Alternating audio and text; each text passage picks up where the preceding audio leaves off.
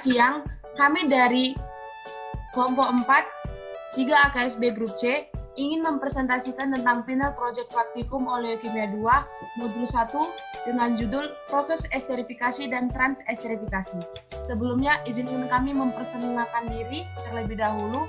Nama saya Lastri Afrinta Buru Simanjuntak, NIM 1803073. Nama saya Ernawati Centuri, NIM 1803052. Saya Herlando dengan NIM 1803060. Saya Joshua Anggi Purba, NIM 1803067. Nama saya Heni Sylvia Yolanda Siregar, NIM 1703041. Baik, kami akan mulai presentasi kami. Yang pertama akan dibawakan oleh Ernawati Centuri. Waktu dan tempat kami persilakan. Esterifikasi.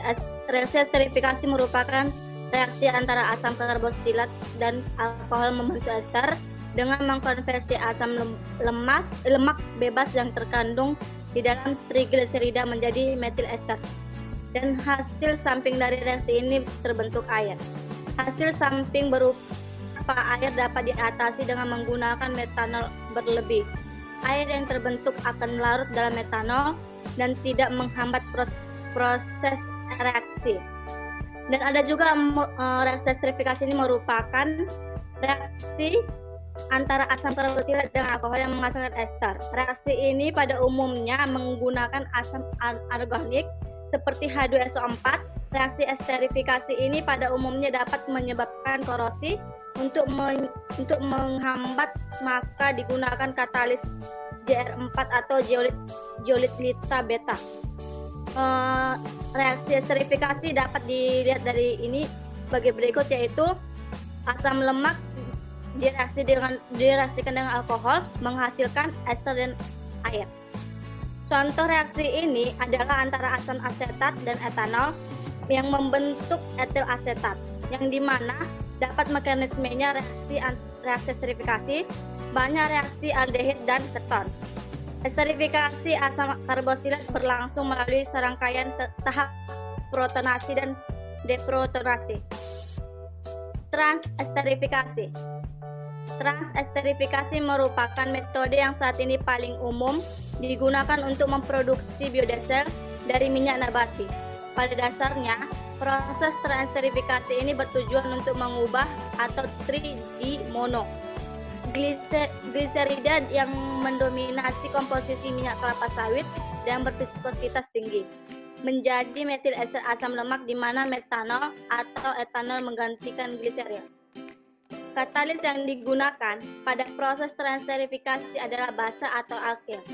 Biasanya digunakan natrium hidroksida atau NaOH atau kalium hidroksida yang bisa disebut KOH. Reaksi esterifikasi dan esterifikasi umumnya digunakan pada pembuatan biodiesel. Reaksi transesterifikasi dapat terlihat, yaitu yang trigliserida direaksikan dengan metanol yang menghasilkan dengan metil ester dan gliserol. Reaksi transesterifikasi ini pada dasarnya merupakan reaksi esterifikasi dengan menggantikan alkohol RaOH dengan jenis lain, yaitu ROH dengan rangkap 2. Reaksi dapat berlangsung dengan adanya asam mineral seperti H2SO4 dan HCl. Reaksi transesterifikasi ini merupakan reaksi dapat balik hingga alkohol ROH rangkap 2 harus dalam keadaan berlebihan untuk memaksimalkan produk COOR rangkap 2. Selanjutnya akan dibacakan oleh teman saya. Itu biodiesel. Biodiesel adalah sebuah bahan bakar diesel alternatif yang dihasilkan sumber terbarukan seperti nabati dan lemak hewan. Biodiesel merupakan bahan bakar terbarukan karena bahan bakunya dibudidayakan oleh manusia. Selanjutnya panen dan diolah menjadi bahan bakar. Biodiesel dapat diperoleh reaksi transesterifikasi trigliserida dan reaksi esterifikasi asam lemak bebas, tergantung dari kualitas minyak nabati yang digunakan sebagai bahan sebagai bahan baku.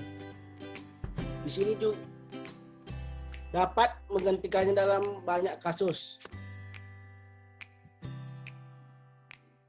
Biodiesel memiliki sifat pembakaran yang mirip dengan diesel atau solar dan minyak bumi, dapat menggantikannya dalam banyak kasus. Namun dia lebih sering digunakan sebagai penambah untuk diesel petrolem, meningkatkan bahan bakar diesel petrol murni ultra belerang rendah kumas. Biodiesel merupakan kandidat yang paling baik untuk menggantikan bahan bakar fosil sebagai sumber energi transportasi utama dunia, karena biodiesel merupakan bahan bakar terbaru yang dapat menggantikan diesel petrol di mesin sekarang ini dan dapat diangkat dan dijual dengan menggunakan instruktur zaman sekarang. Bahan baku biodiesel yang pertama minyak sawit atau palm oil, yang kedua minyak kelapa, yang ketiga minyak jarak pagar, yang berikutnya minyak biji kapuk randu, yang berikutnya minyak biji bola, minyak biji kesamping, minyak biji ketapeng, minyak yang terbuat dari minyak hewani, lemak babi, lemak ayam, lemak sapi, lemak yang berasal dari ikan. Yang berikutnya keuntungan biodiesel,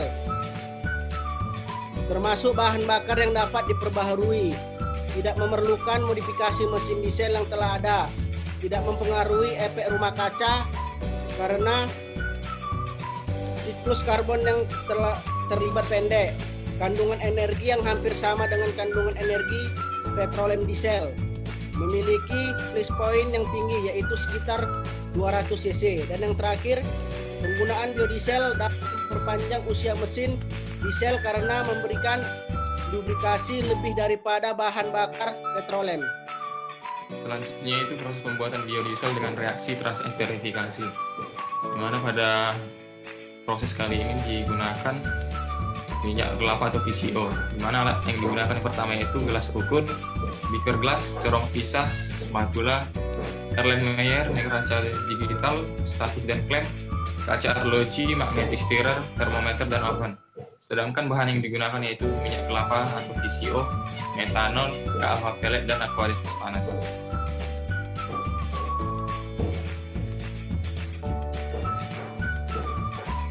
Masuk ke prosedur kerja, di mana pertama itu pembuatan metil ester. Yang pertama yaitu metanol diukur sebanyak 50 ml menggunakan gelas ukur di ruang asam. Yang kedua yaitu KAH pellet ditimbang sebanyak 1 gram menggunakan kaca arloji dan spatula di neraca digital, dan minyak PCO disiapkan sebanyak 100 ml di gelas ukur. Yang ketiga yaitu magnetic stirrer dihubungkan ke sumber arus. Beaker glass diletakkan di atas magnetic stirrer dan dimasukkan metanol yang sudah diukur sebanyak 50 ml dan KAH pellet sebanyak 1 gram ke dalam beaker glass. Pencampuran dilakukan untuk melarutkan KAH pellet dengan menekan tombol on pada magnetic stirrer. Yang keempat yaitu setelah metanol dan KAH pellet larut sempurna, bar stirrer dikeluarkan dari beaker glass, alat dirangkai, campuran KAH dan metanol dimasukkan ke dalam corong pisah. Yang kelima yaitu minyak PCO dimasukkan ke dalam beaker glass, lalu bar stirrer dimasukkan ke dalam beaker glass yang berisi minyak PCO. Yang keenam yaitu termometer dipasang dan pemanasan dilakukan dengan suhu 55 sampai 60 derajat Celcius beserta pengadukan. Yang ketujuh, setelah suhu mencapai 55 sampai 60 derajat Celcius, minyak PCO ditetesi dengan campuran KAH dan metanol dari corong pisah sambil di stirrer. Yang kedelapan yaitu campuran minyak PCO, KAH dan metanol dimasukkan ke dalam corong pisah yang bersih dan didiamkan selama 1 malam.